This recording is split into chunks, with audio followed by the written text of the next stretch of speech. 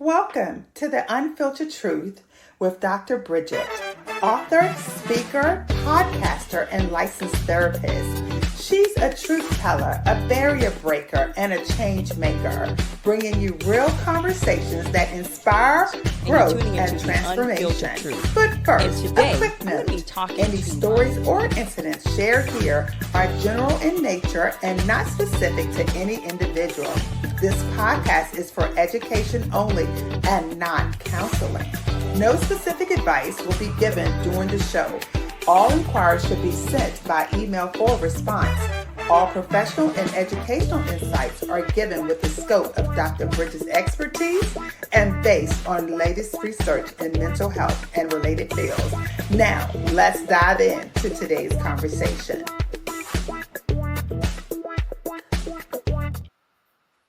Welcome to The Unfiltered Truth. I'm Dr. Bridgette Williams. I'm your host. And today I'm bringing on a very special friend that I would like to bring him on because I want to talk about a little bit politics. And I know that he's a no-holds-barred guy. We know him very well within our community. What we do here, we talk talk with real people that we know that are doing real things within our community. So I want to tell you a little bit about my guest. His name is Matt Strickland. Some of you guys probably know him very well, but I'm going to give you a little bit of his background again. His name is Matt Strickland. He's an Army veteran who enlisted at the age of 17 as a combat med. He also has served as a private and a military contractor with Blackwater's counter-assault team and a total spent almost a decade in Iraq and Afghanistan. He then operated in the intelligence community for a few years before embarking on his dream to become a small business owner. In 2016, Matt opened his first food truck and he named it Gourmelts. His business quickly thrived, growing to multiple trucks in a short period. In 2018, Matt opened the first restaurant version of Gourmelts in Fredericksburg, Virginia.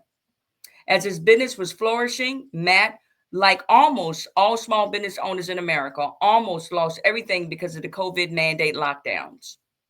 Unlike most small business owners, though, Matt fought back. He quickly realized those mandates were more about control than health and safety, so he refused to comply. And I give that brother credit. He fought down to the end. After a lengthy court battle, Matt proved in court that those mandates were in fact unconstitutional, and he won his case against the state of Virginia.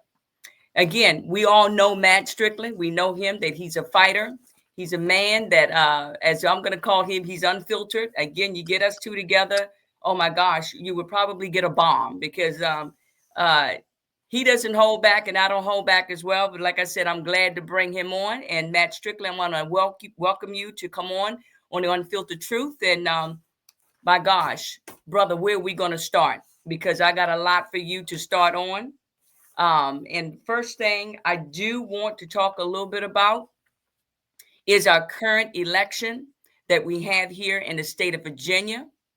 And I also want to talk a little bit about some of our people that are campaigning with the school board. And I interviewed actually one of the guys at the school board, and I see that you're really actually backing Nick Ignacio. And I did do an interview with him. So let me shut my mouth. Let me bring you on board. Brother, welcome.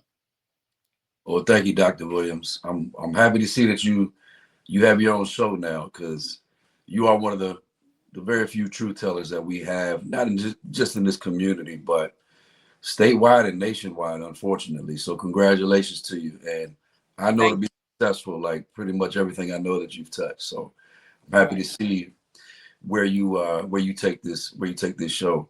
Mm-hmm. Yeah, it's a very important time right now for Virginia. We got the elections coming up in just a couple of days. Right now, it's Friday, October 31st, Halloween. Mm-hmm. And next Tuesday is election day here in Virginia. Mm-hmm.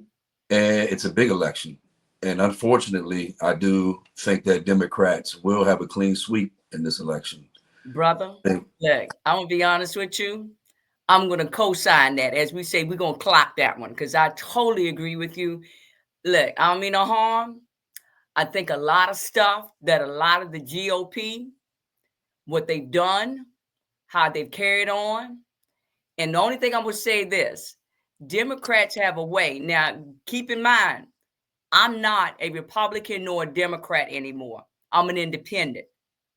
But I believe a lot of things that the GOP, what they have done, the chickens are coming home to roost.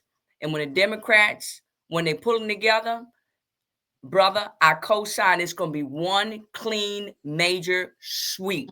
One clean sweep. Go ahead. Yeah, well, I don't even know what a Republican or a Democrat is these days, to be honest with you, because neither one of those sides hold up to the values that they say they represent, honestly. I mean, both sides are corrupt, and the Democrats aren't going to take a clean sweep next Tuesday because they're impressive. They're not. They're very impressive. But the reason they will have a clean sweep next week is because we've had a Republican governor, lieutenant governor, and attorney general the past 4 years, and they wasted that time. They've done nothing. They've done nothing with the executive authority that they've held the past 4 years. And for that reason, and also honestly because of the Trump administration that's been in power almost a year now, they've done nothing that they told us they were going to do on the campaign trail. So Glenn Youngkin's administration has been a lot of nothing. And so far, the Trump administration has not lived up to the promises that they gave us on the campaign trail as well. So for that reason, true patriots, the people that love this country and the state of Virginia, who are actually really, I guess what you could say, quote unquote, conservative, whatever even that means anymore, they're not motivated to come out and vote, because every time we do come out and vote for people, the same thing happens. Everything they promised us they do on the campaign trail, that they would stand for, that they would fight for, none of it ever happens. I mean, Glenn Youngkin's administration, their claim to fame and the big victory lap they took, over the past 4 years was that they cut the grocery tax in half, taking it from 3% to 1.5%. Right. And I mean, they put on a big campaign about that, took a huge victory lap about that, which if you think about it, in reality, all that did was make it so that when you spend $100 in the grocery store, you save $1.50. Now, how is that affecting anybody's life? And that's what I mean, is they've done nothing in this administration to actually affect Americans' lives. And they had so many opportunities to do so. The biggest opportunity they had when they came in, they inherited the COVID era, which was a difficult position to be in, I will admit. But it was also an opportunity where they could separate themselves from the corruption and the destruction of the Democrat Party. Glenn Youngkin had the opportunity, as soon as he came into power, to fix one of the biggest things in both Democrat and Republican voters' eyes in this nation, and that is the border situation. So I think a lot of it's not just conservatives or Republicans that are upset with the way we've had a wide open border, at the very least the past 5 years. It's also Democrats that realize security in their communities and in our nation is important, and they also want that border closed. And every single Republican governor across the nation, including Glenn Youngkin, that blamed the Democrat Party for these open borders, which they absolutely deserve the blame. It is their fault, but it is also the Republican parties and the Republican politicians' fault as well. And why do I say that? Because every single Republican governor across the nation, like I said, including Glenn Youngkin, had the power and the authority to declare an invasion in their state. And in every state constitution, it says that. It says that the governor has the authority, has the power to declare an invasion. And as soon as Glenn Youngkin would have done that, it would have opened up a toolbox to him to where he could have, as the Virginia governor, closed that border down in Texas, New Mexico, Arizona, the whole shebang. And how he could have done that is because when an invasion happens in your state, you have the authority, without the approval of the federal government, to send National Guard troops down to the border to close that border off. And if Governor Youngkin stepped up to the plate and was actually a leader and led that charge, I guarantee you that no other Republican governor down on the southern border, especially the Texas governor, would have had the balls to refuse that help. If Glenn Youngkin stepped up, declared an invasion, and said, I'm sending 7,000 National Guard troops down to the border of Texas to seal off that border, there'd have been no way politically that the governor of Texas could have denied that request. And I'm not some genius that knows and nobody else knows. Glenn Youngkin knows this. He knows he had the power to do so. And so why do you think he didn't do it? Why do you think he didn't do it, though? Well, he didn't do it because these Republicans, they work for the same people that these Democrat politicians work for. And Exactly. the people that they actually work for don't want the border closed. And that's for various number of reasons. And that's Mm-hmm. what the obvious truth is. Everything that they feed you and me in the Mm-hmm. media,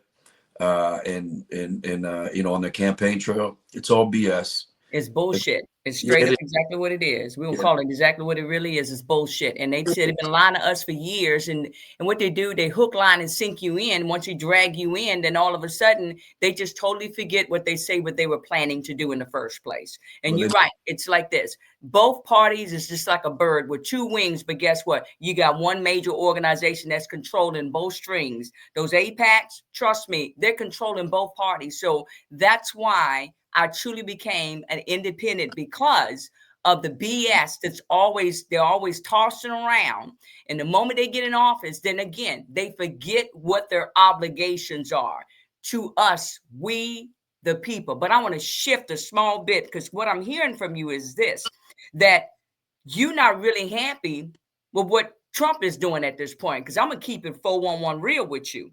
I'm a little bit disappointed in him. Now, I get it. I get some pieces about what he's doing. Some things I agree with, some things I don't agree with. Then here's what I don't agree with.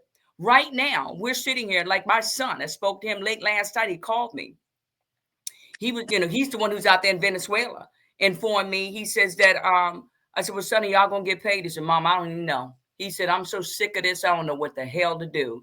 Then he informed me that not only they out there blowing ships up out there in Venezuela, he said, but Mom, they talk about that going over there in Cuba, blowing stuff over there now. He said, I'm ready to get the hell up out of here. He said, because none of this makes no sense. Now, here's my problem. My problem is with Trump, you're going to sit up here and you're going to be dealing with the White House and talking about a ballroom, but yet you over here cutting off food stamps and WIC and all this, that basically let them eat cake. I don't agree with that. Now, I will admit that there are some people that have been on SNAP for forever and a day. We could say that's a lifestyle for them. But to be honest with you, when I did some research and looked into it, here's the deal. Do you realize that we have real working people? Do you realize you also have military people that's on SNAP? Because real people, they are working. They meet the threshold to be able to apply for SNAP. So we have this preconceived notion or this bias that when we hear somebody's on SNAP, well, all of the illegal immigrants are on SNAP. That's not true. And then I'm learning that really a lot of the people that are on SNAP, they coming out them red states. So while we're sitting here running our mouths, we're sitting here forming an opinion that's biased, that's so untrue. So again, my recap is I'm not happy with homeboy.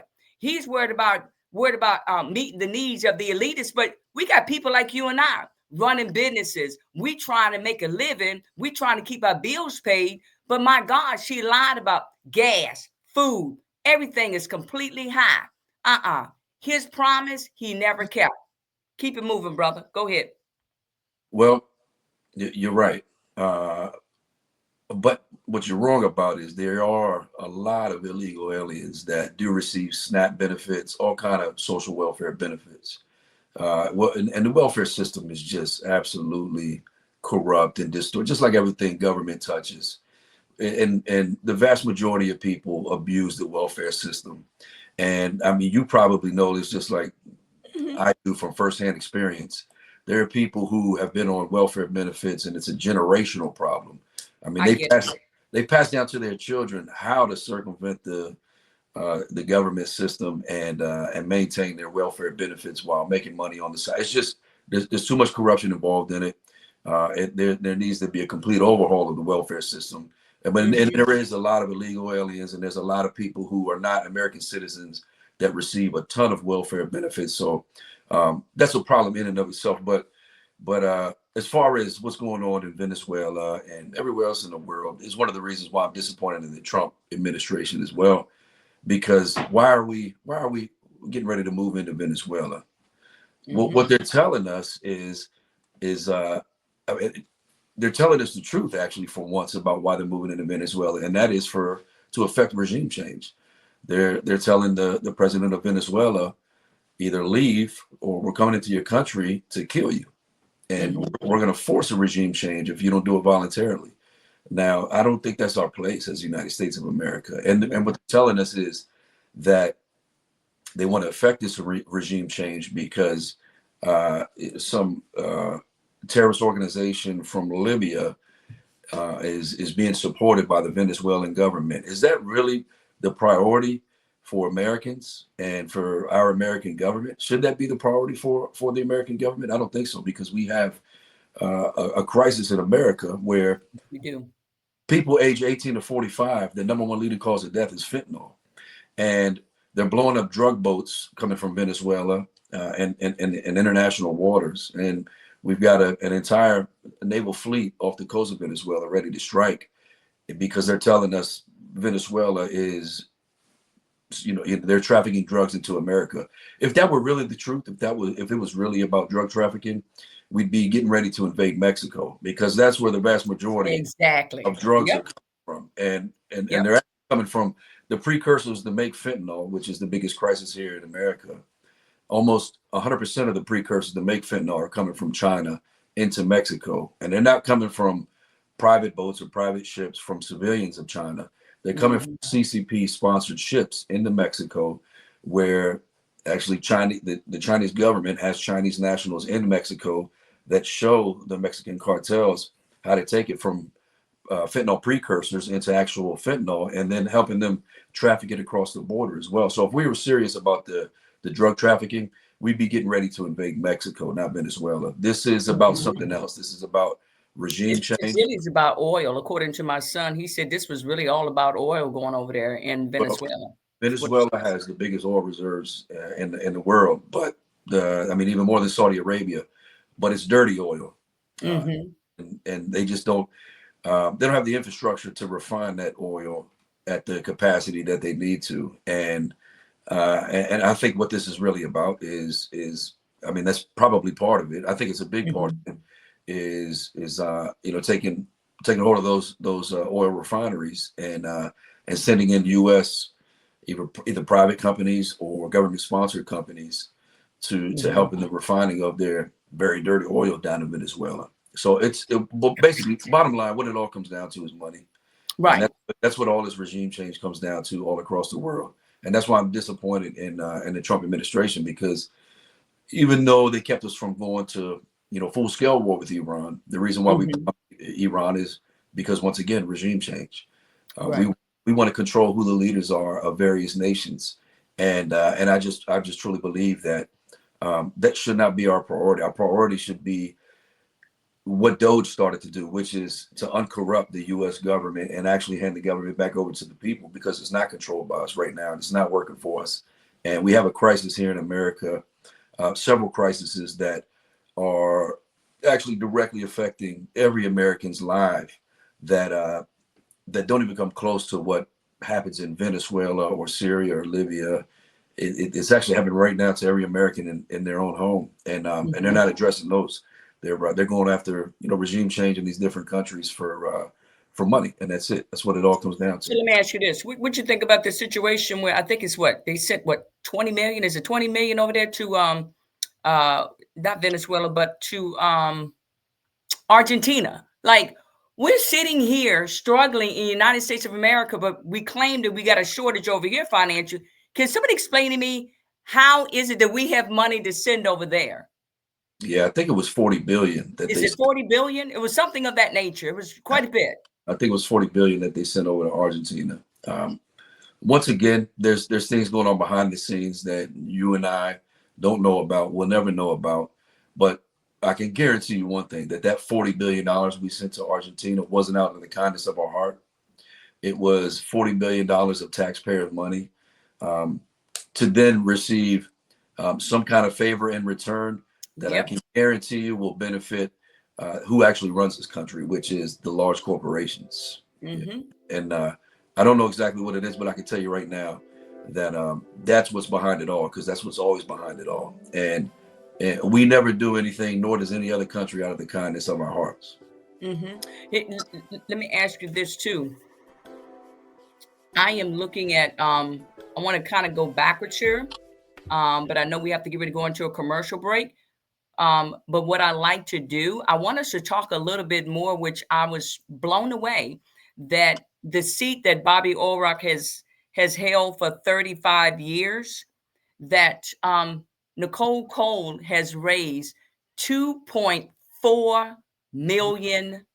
And I'm blown away with that much money that they want that seat. But in the meantime, I know we have to move on over to a commercial break, and we will be right back. Sometimes you got to step back from the world and get lost in a book.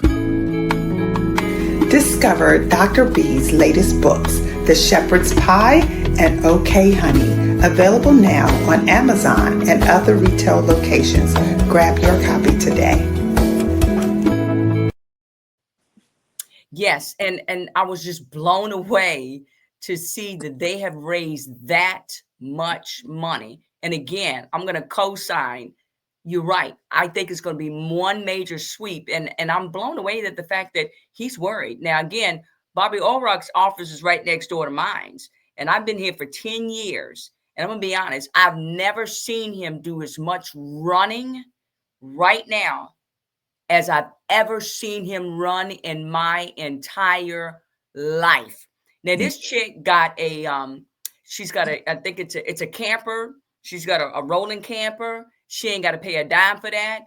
From my understanding, the Democrats got together, got her a camper. She is hitting him left and right with the ads going. I mean, we talking from everything from abortion to this to that. She's rocking his world over there on the other side. What's your thoughts on that? What do you think about that? How much money that they're putting in to get that seat?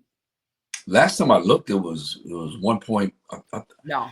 Actually, I think it was last time I looked. I think it was actually under $1 million, like 900,000. No. So Look it up now. $2.4 million. $2.4 million. She's raised that much money, and that's just what's on paper. They spent more, I guarantee you that.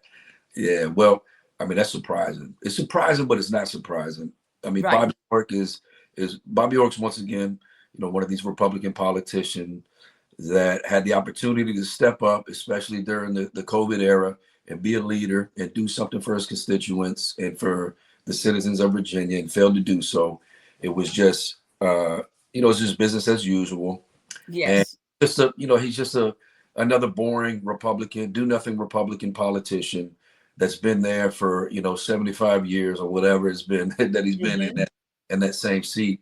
And people are apathetic. Republican voters, especially the younger generation, especially people 18 to 50, are apathetic about coming out and voting for these Republican politicians. Not because any of them support Democrats or whatever, vote for a Democrat. I never would myself, ever. If you're voting for a Democrat politician now, then you're just not paying attention to what's going on. But they're not motivated to come out and just vote for somebody because they have an R behind their name anymore. Exactly. Because they've done nothing. They've done nothing with the power that we've given them as elected officials, except enrich themselves. All of these people go into office, whether it's at the community level, state level, federal level, and they come out much, much richer than when they went in. And that's what it's about for these people. It's not actually about representing you and me. And people have had enough. They're not coming out to vote for these same boring Republican politicians that are actually no different than Democrats, because they don't fight for us anyway. So there you go. I actually wouldn't be surprised if Nicole Cole, who is a terrible candidate, who will be a horrible delegate, she's one of the most far left, radical, extreme, racist people that I've ever seen run for political position. She's actually racist. She hates white people. I mean, one of the most racist people I've ever seen run for a political position, and she's probably going to win. And she's probably going to win because I got that feeling too. I don't blame it on Democrats. Just like I don't blame it on, like, what the people who the other countries that have so much influence within our government here, like Israel. I don't blame the government of Israel, or actually Bibi Netanyahu, or the leaders of these other countries, China, Iran, name the country, Russia. I don't blame them. They're trying to do what's best for their country. They're trying to influence American politics as much as possible. That's what they should be doing. Who do I blame for the corruption? I blame my politicians, my representatives, the people There you go. who allow Israel and Russia and China and Iran and all these different countries to have as much influence as they do. That's who I blame. So on the state level, I don't blame Democrats for doing what they're doing. Right. I know they're corrupt. I know what their scheme is. I know what their end goal is. I don't blame them though. They're fighting for the corruption that they tell us. They don't lie to us about that they're about. And I blame the Republicans though. I blame the people who lie to me on the campaign trail and I vote for, and then they get in these positions of power and then they do the opposite of what they told me they were going to do. That's who I blame. So if Bobby Orrick loses, it's Bobby Orrick's fault, and it's the Republican Party of Virginia, who is just it's one of the most establishment political groups in the nation, the Republican Party of Virginia. So let me ask you something else. You said some very interesting things, that it is true that they can be very corrupt, and you shared with me not too long ago some very interesting information when it came to Delegate Scott going over to Israel, and some information that you had learned, and do you feel that he himself had been supporting us in our district? Tell me a little bit more about that. Let's bring that up. Yeah, well, you're talking about the 50 states, one Israel trip sponsored by the Israeli government. And why are we over there? Isn't that a federal thing? Isn't that for the congressmen and our senators up on that hill? Why are we dealing with people at the state level? Well, what it was proposed as by the Israeli government is they brought 250 state legislators over to Israel, and it was supposed to be 5 state legislators from every state, brought them over to Israel.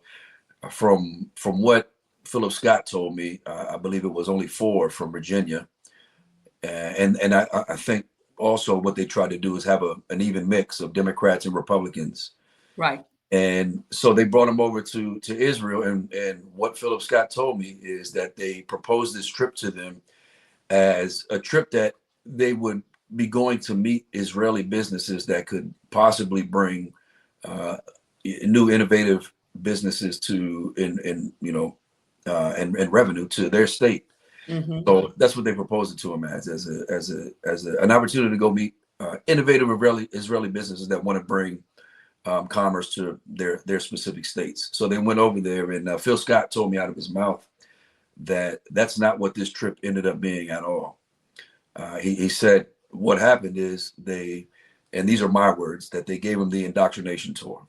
Right. What he told me out of his mouth was the first couple of days were just basically a tour of Israel, a tour of the holy sites, where they took them around and did the same thing that they do to every influencer and every politician, the indoctrination tour, as I like to call it.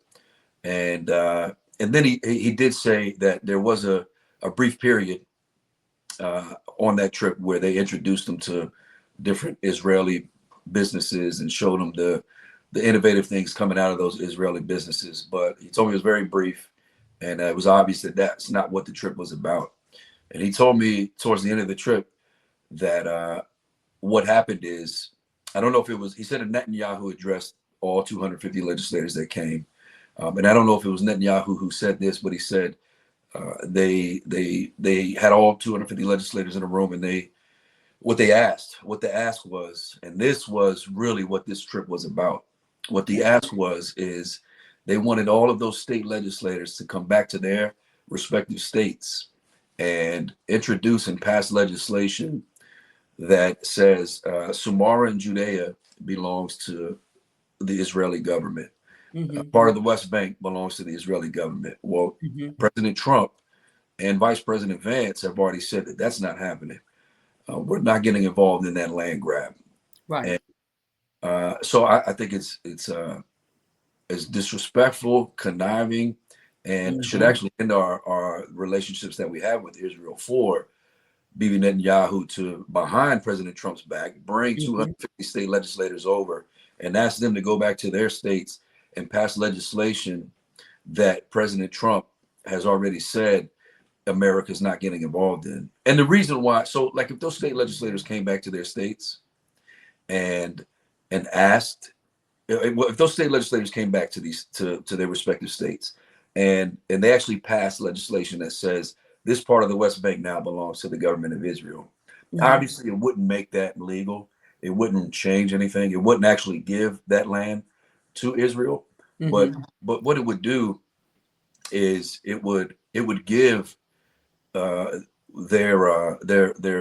claim, more relevance. It would push the football across the goal a little bit further, because that's what Israel wants, and I believe here pretty soon that's what Israel's going to do, regardless of what the U.S. government says. And if all 50 states pass legislation in support of that, it would just give it so much support. It would basically say America supports this without the federal government and President Trump having to support it directly. Exactly. And so I asked Phil Scott if he was going to put that out, that this trip was totally corrupt.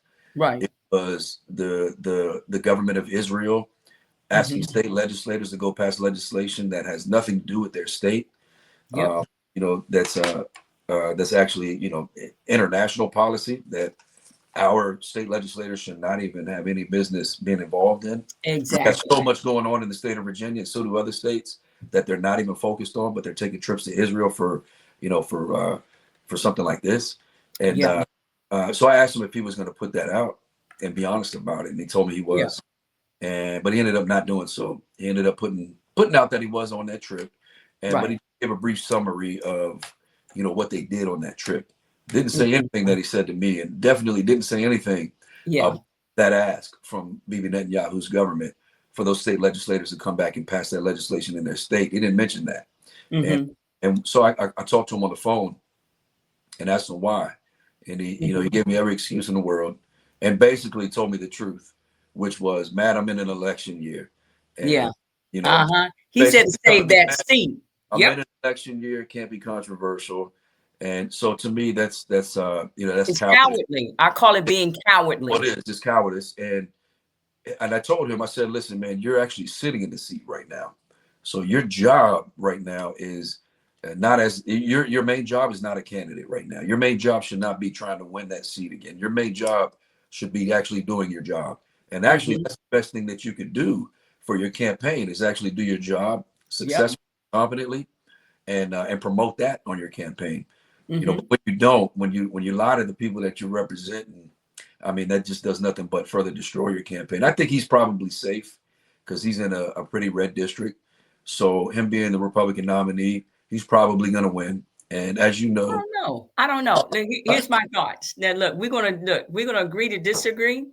And I know how you feel about Forrest Miller. I think that he's got a good chance at getting that seat. I know he has outraised him, and from my understanding, he's been going around. Meaning, Forrest Miller's been going to a lot of the red areas, and apparently, the word on the street is a lot of people are sick of Phil Scott. I'm going to own my own stuff. I'm sick of him. He had his last time, as I told you, because I'm sure if you were standing there next to me, he wouldn't have never talked that garbage to me. Let me tell you what you don't do. You call yourself a delegate and you let that stuff go to your head while you talk shit to your own constituents or throw stuff up in their face talking about, if it wasn't for me, you wouldn't be here. Bro, let's get this thing straight. All of them must understand. Those seats are up for grabs. That's a public seat. Number two, when we go to those delegates, doesn't matter what county we go to. If I come to you, your job is to serve the public. Your job is not the whole score. I wrote a letter from Matt Strickland, so I gotta hold this over his head. Or when he needs something, I think, you know what, I'm gonna pull this out of my arsenal and talk garbage to you. No, that's not how we do things. Just like I ain't forgot how he snatched that ballot up out of my hand. I'm a grown ass woman. I'm 60 years old. Who do you think you're talking to? You don't talk to me like that. You didn't let that job go to your head. But I think I might take your advice, Matt. I think, you know what? If Forrest Miller don't get this seat, I myself am going to primary him. And I'm going to primary him as an independent. Again, I am not a Republican. I'm not a Democrat. I'm an independent. And I became an independent because of all that garbage that he created in the GOP and creating all that mess for that one individual that you was running against, Terry Durant, because he wanted to make sure that everybody backed her while he's dogging everybody else and creating lies and confusion in the GOP. So I said, I don't need this. I don't need this. So I just said, you know what? I don't trust neither party. So I think a lot of them have allowed it to go to their head. They didn't forgot you work for the people. You work for the people. You don't get the right to just come and talk to your constituents any old kind of way as though we're the peasants and you're not the king. We don't roll like that. I think Philip Scott, along with every politician that wins a seat, has realized that he actually doesn't work for the people. And they don't work for the people. They work for Dominion Energy. They work for Pfizer. They work for Capital One, Bank of America. They work for all of these people who actually finance their campaigns. Why do you think Dominion Energy is the biggest donor to both the Republican and Democrat Party? There you go. Yeah. There you go. It's because they work for them. It's because they own them once they take these seats. And you might start as a candidate with good intentions. I think a lot of these people probably do, but once they get into that seat and they get a little taste of power, and they get a little taste of popularity of their social media account growing a little bit because now they're an elected official. They don't want to let that go. It becomes who they are. It defines them, and they'll do whatever it takes to keep that seat. Which, if it means working against your constituents who elected you, they'll do that, and that's what happens to every politician on both sides of the aisle. But Forrest Miller he'd be a horrible delegate as well. Unfortunately, what we've got to choose from, pretty much in every seat, is shit and worse shit. Yeah. And that's just me honestly telling you the truth. I mean, no, I agree. Yeah. Look, let's change gears here a bit. Just like when I interviewed, people was trying to drag me all over the coals when I interviewed Nick Ignacio. Now, here's how I roll with this one. I just happened to interview him because he reached out to me and we got to talking. And I offered him, I said, well, come on the Unfiltered Truth, and gave him the opportunity. I don't endorse anybody. I have no reason to endorse anybody. Number one, he's not even in my district. But now I did get some flack coming from, I guess Nicole Cole was upset that I had interviewed him because, again, I was thinking at one point running for the school board, but then when I hear all of the garbage that go on, I backed off of it. But here's the deal. Apparently she was upset and she said that I guess he created a lot of mess on the school board, but I don't know. What do you think about Nick Ignacio running on that school board? And I also saw there's somebody running, and I guess that they're supporting with the drag queens and all this other crazy stuff. Tell me a little bit more about that, because I saw you post on it, but again, I'm not that deep into the school board. I just know he's running against a Dr. King as well. I gave Dr. King the opportunity to come on. I'd be happy to interview him, spoke to him, but he never came back. He never responded back or never got back with me, any of the above. What do you think? You think Nick got a chance? Because Nick then ran for everything underneath the sun. What do you think?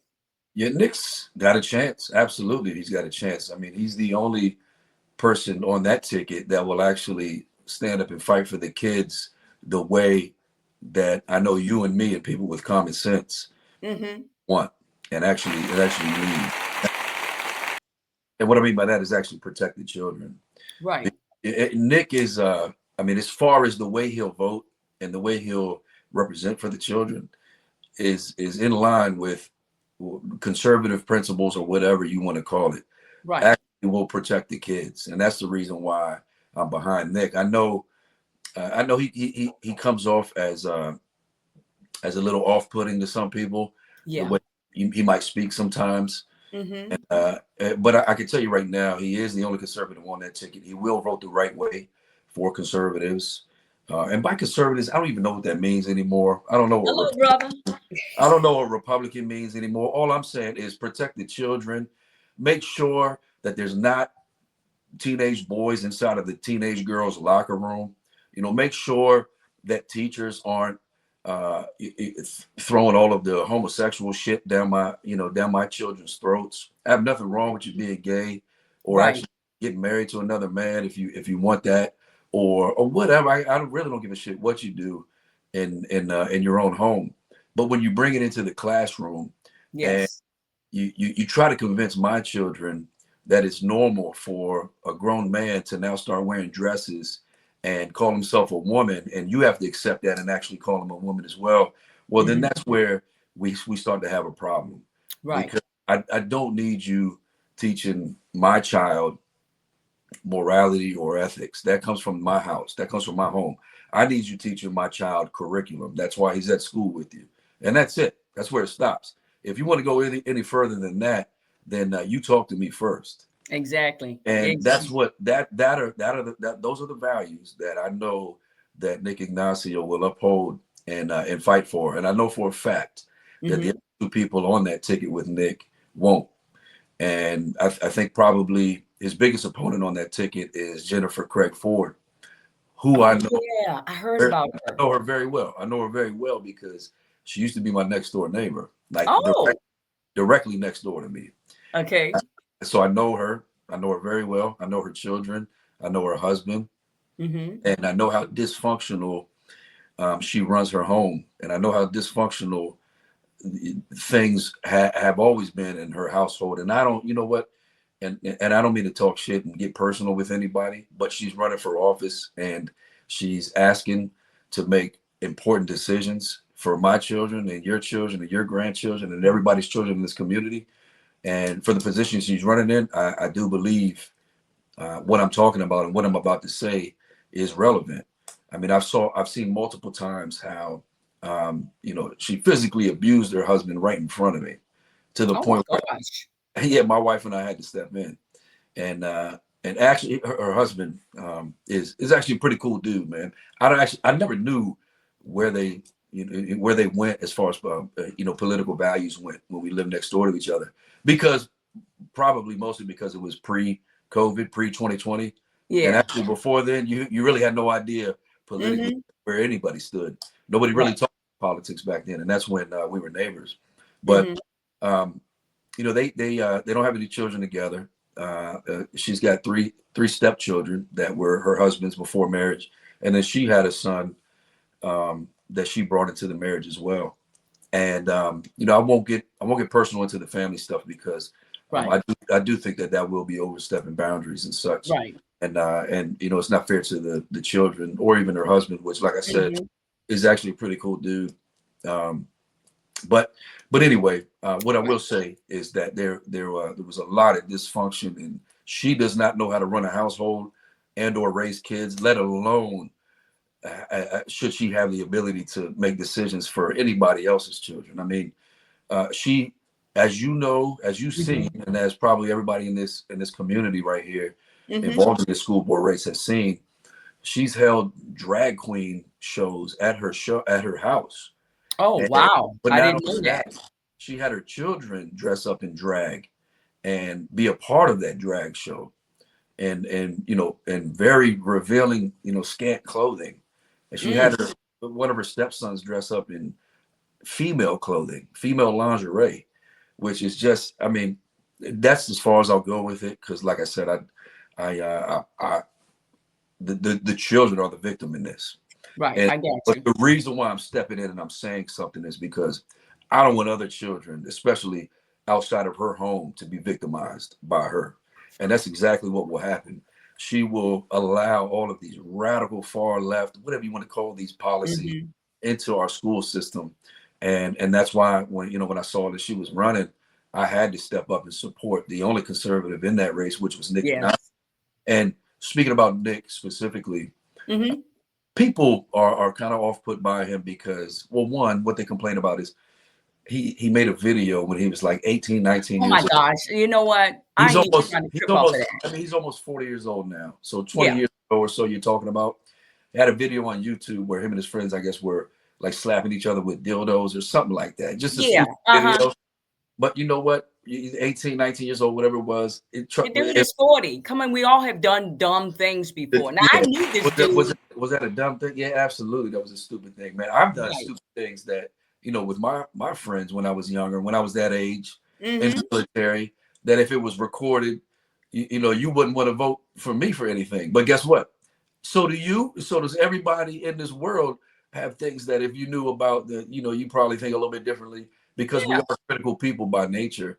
And we probably shouldn't be all the time, because we all fall short. But that was, but when you have almost 20 years between then and now, and you're a completely different person, Mhm. I don't hold that against you. But as far as what Nick has said in every campaign that he's run, I agree with everything that he said as far as the Yeah. conservative values that he's coming to represent, and that's why I hope he wins that seat.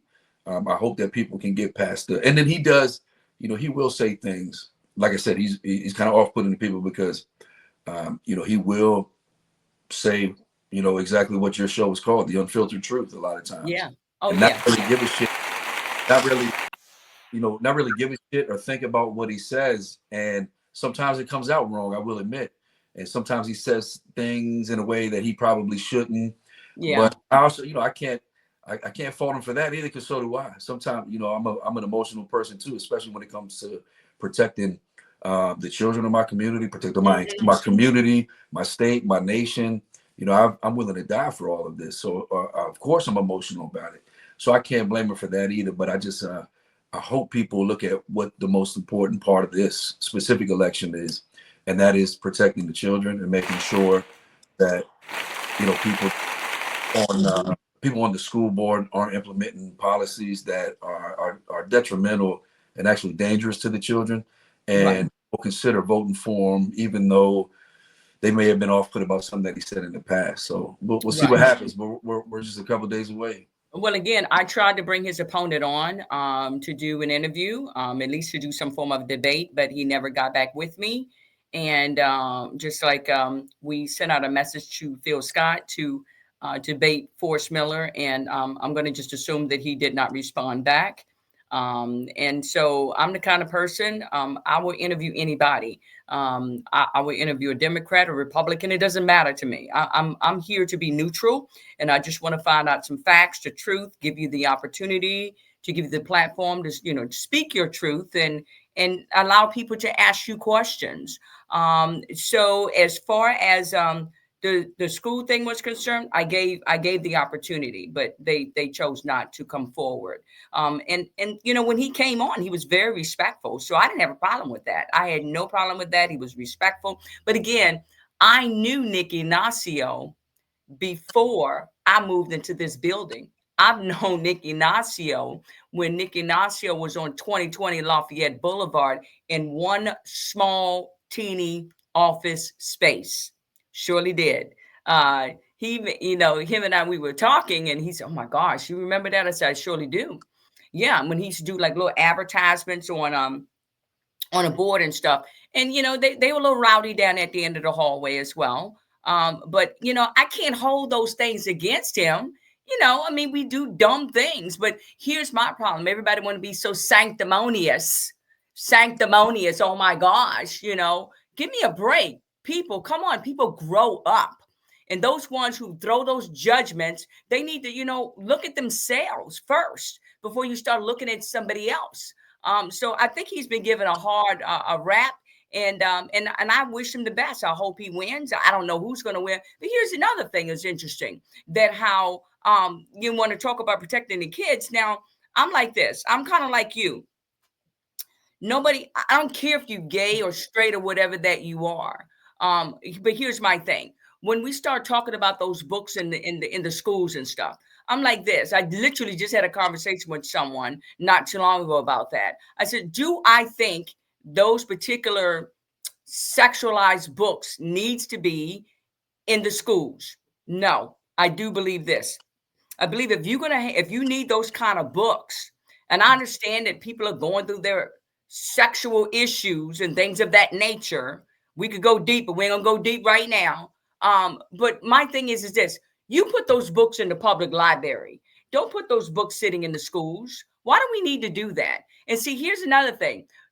I agree with you. You don't know who's a conservative and a constitutionalist, just like Megan Jackson. Megan Jackson, from my understanding, I think she showed up at a GOP meeting, and I think one of the other GOP members said, "Oh, well, let her come in, and she's a constitutionalist and she's a conservative." And the moment she got on that board, they said she brought those books right back in. I'm like, oh, okay. And exactly why you and I both are sitting here with independents and we don't know who is what anymore. And I'd rather stand alone.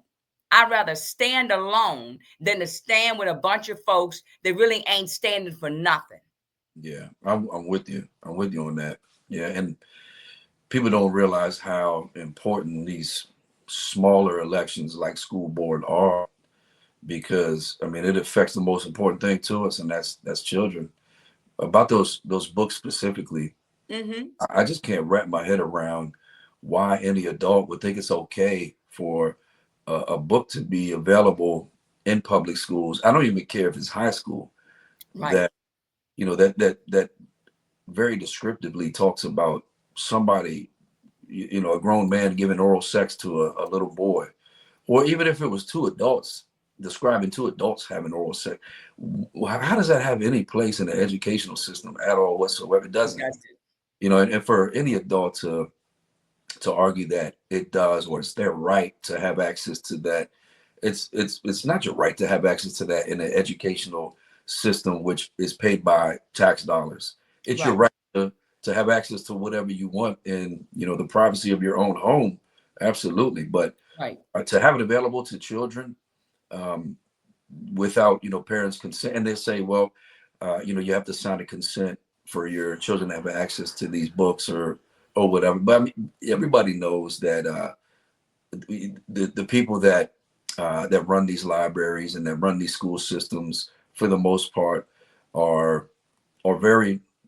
I don't even want to call it liberal, because it's not even liberalism anymore. Mm-hmm. It's sick, to be honest with you, is what I call it. These people are sick.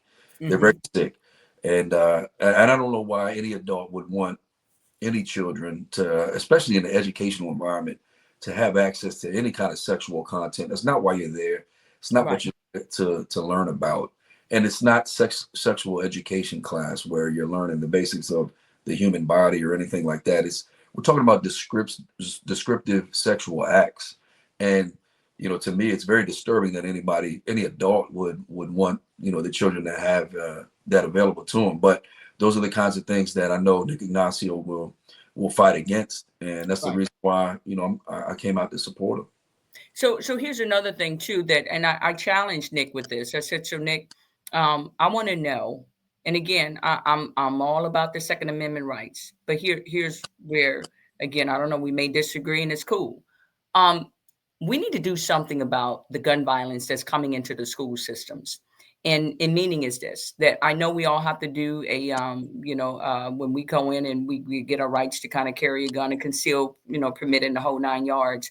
I don't see anything wrong with at least making it so that when you do that concealed permit, that and you take that class, that they just add on maybe an extra hour to talk about the safety of owning a gun, or making it so that, hey, look, we lock them away and make sure we keep them away from kids.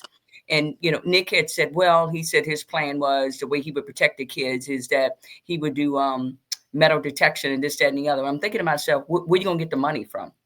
That's what I want to know. What's your thoughts on all of that?